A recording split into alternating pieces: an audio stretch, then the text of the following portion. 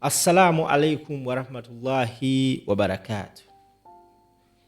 Mbadde neebase leero neebase nnyo ge mazima. Ekulambira eno gye mpangalira ku kyalo twafiiriddwako mukadde waffe omugenzi mwami Munyami mwababeera ekulambira Kisaasi n'ebitundu ebirinaanyeewo. I strongly believe mumumanyi. So twasuze kulumbe neebase leeti. Naye mbadde nkyebase, I got a phone call. In fact, bankubidde emirundi nga 15 naye nga sikwata nga ndi mutulo. Finally I got out of bed ne nkwata essimu. Essimu eno aginkubidde abadde mukyala angambye nti yawangalira German. Nangamba simple nina clip gye nkuweerezza ku WhatsApp yo, please gikebere. Naye njagala onnoonyeza omwana oyo. Njagala at least ku school fees ze eza ttaamu no gyagendamu nsasuleko ekitundu. I was so skeptical. Nengamba kale kandabe clip ndabe kye nnyinza okukola. Bannayuganda njagala ffenna tulabe clip eno. Jolo Quality Properties bagamba nti at 1.5 million osobola ofuna poloti. Just simply call that number eri awo wansi, omukyalo yagenda kunyonyola buli kimu ate osobola okubanga naawe oli landlord. Now this is the clip. Let's watch it ate tukomewo. Please share the video. In 1986, President Museveni asked for 4 years to organize the country. He called this Kyagulanyi law. Instead of 4 years, he used 10 years. In 1990, he asked for 5 years to make a durable constitution. A durable constitution. We agreed. In 1995, President Museveni asked for 5 years to make a new mandate. We agreed. In 2001, President Museveni asked for 5 years to renew his mandate, and we agreed. In 2006, President Museveni, without fear, asked for 5 years to make a transparency, and we agreed. In 2011, President Museveni asked for 5 years to make a prosperity for all. Because of the meaning of the slogan prosperity for all Ugandans were eager and agreed. In 2016, President Museveni asked for the last term. We clapped the hands. It is quite possible to fool somebody sometimes, but it is impossible to fool all the people all the time. Now Ugandans are peacefully demanding for change.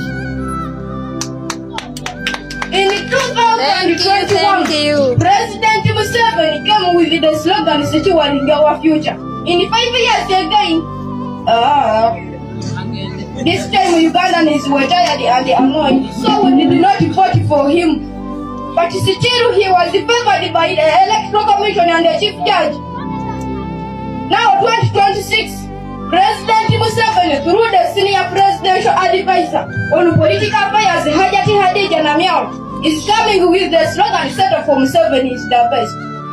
With the meaning Musai Toba Kumaini, Jaja Toba Kupaloti, to protect the Gainis. In 5 years, the Gaini, about which Gainis. All right, now gwe atulaba right now kumukutu. I watched that clip. Njirabye emirundi egibadde giwera 10 era olugirabye mu butuufu nemmera olutiko. This young man bw'omutunuulira, I believe alabika ali mu myaka wakati w'emyaka 13 ne 10 if I'm not mistaken. Asobola okuba nga ali either 15, wakati wa 15 and 10. Naye engeri gy'abadde ayogera ebigambo Sewunyiza lwaki omukyalo yaŋŋambye simple nnoonyeza omwana oyo at least ku school fees ze ngenda kuteekako ekitundu asobole okugenda mu ssomero eddungi next term. According to that clip, w'olaba environment omwana gy'alimu ne uniform gy'ayambadde kikulaga nti essomero ly'alimu oba oliawo si liri awo ery'amaanyi.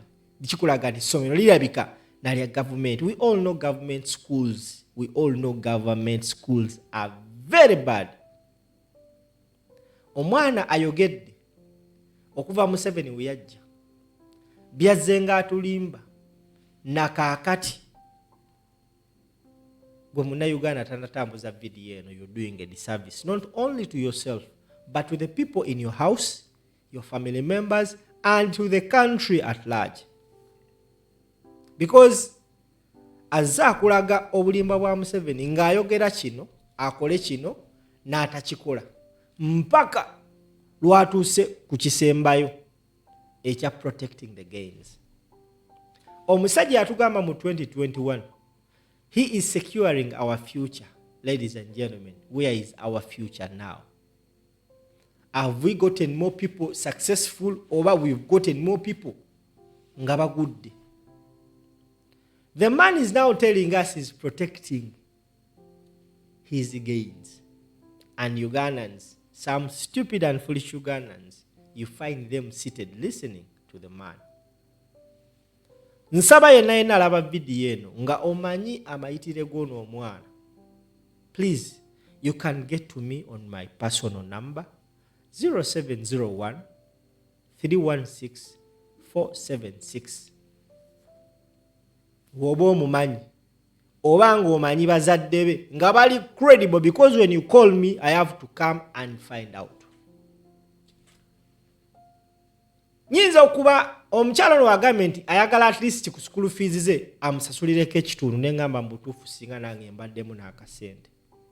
Nyinza okuba nga sina akasente nange right now oba oliawo nga nange school fees z'abaana bange zirimu kunzoganya naye nga nandiyagadde nange ogattako. Naye mba sirina. At least I have people that watch this platform that may be touched by what this young man said. Ng'omukyalo yankubidde. I was forced to come and do this video because omukyalo yaŋŋambye noonyeza omwana oyo babazadde be. I don't know where he is. All I can do is to come and make a video. If the parents are watching this clip, oba omuntu amanyi abazadde b'ono omwana, oba oliawo asobola okunkubira essimu. Ate mu mbeera y'emu oli waba agambye asobola okugattako ekitundu ku school fees zagende mu ssomero eriri beta, wayinza n'okuba oli agamba bannaye nze nina essomero omwana ajja asomero ewange. We can secure a full bursary for this young man. Oba olenza okugamba simple nze ngenda muweereza ssente zizino. Simple coordinate that. Such people, their intelligence, obugezi bwabwe bulinyibwako lwa nsonga they don't have chances okugenda mu masomero amalungi. Imagine that young man ng'ayingidde ng'awezezza emyaka gyesimbawo. That young man engeri gy'ayogeramu ensonga ze. Omwana ali so confident, very confident on the microphone. Ng'ensonga azoogera. I want you to listen to him just katono nnyo weyabadde atandika vidiyo eno. Listen. For 4 years to organize the country. He called this Kyagulanyi law. Instead of 4 years, he used 10 years. In 1986, President Museveni asked for 4 years to organize the country. He called this Kyagulanyi law. Instead of 4 years, he used 10 years. In 1990, he asked for 5 years to make a durable constitution. A durable constitution. We agreed. In 1995, President Museveni asked for 5 years to make a new mandate. We agreed. In 2001, President Museveni asked for 5 years to renew his mandate. and we agreed.